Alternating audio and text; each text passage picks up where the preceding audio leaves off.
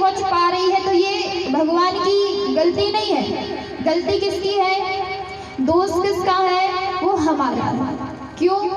बोले ऊपर से कृपा बरस रही है, और जब कृपा ऊपर से बरसे और हमने छतरी ऊपर लगा के रखी हो तो वो कृपा हम तक कैसे पहुंचे?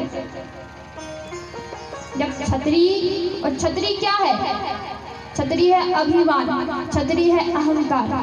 बोले कृपा बरस रही है लेकिन अहंकार रूपी छतरी हमारे ऊपर लगी है, तो कृपा हमारे ऊपर कैसे होगी भगवान की?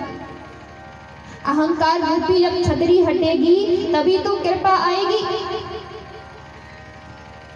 कहते हैं कि मनुष्य, जो मनुष्य है, इसे जो संसार की जो मोह माया है ये बड़े जल्दी स्पर्श कर लेती है और मनुष्य मोह माया में आकर के फंस जाता है। कहा जब बच्चा माँ के गर्भ में रहता है तो बड़ा पवित्र और बड़ा पावन माना जाता है, लेकिन बच्चा जब माँ के गर्भ से बाहर आता है तो ये माया में ग्रसित हो जाता है, इसे माया छू लेती है।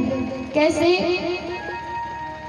बोले भूमि गिरत भाडावर पानी, ऊपर से जो बूंदें गिरती है, जब ऊपर से बूंदें नीचे आती है धरती पर, तो ऊपर से जो बूंदें नीचे धरती में आ रही हैं, ये जब किसी पत्ते में आकर के गिरे, और जब पत्ते में आकर के गिरती हैं और हम देखते हैं उस बूंद को तो कैसी लगती है?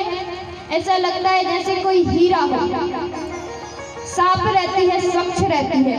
लेकिन वही बूंद जब पत्ते से नीचे जमीन में गिर जाए तो वो मटमैली हो जाती है। वो मिट्टी में आकर के मिल गई, मटमैली हो गई, यानी कि गंदी हो गई, मटमैला पानी हो गया।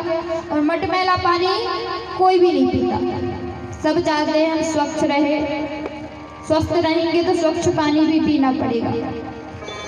तो कहा जैसे बारिश की बूंदें आकाश से गिरती हैं, पत्ते तक रहती हैं तो वो स्वच्छ रहती हैं, और जैसे ही धरती पर आकर के गिरती हैं तो मटमैली हो जाती हैं। वैसे ही मनुष्य है, जब तक माँ के गर्भ में रहता है तब तक पवित्र रहता है, और जैसे ही माँ के गर्भ से बाहर आया ये संसार रूपी मोह माया उसे घेर लेती है।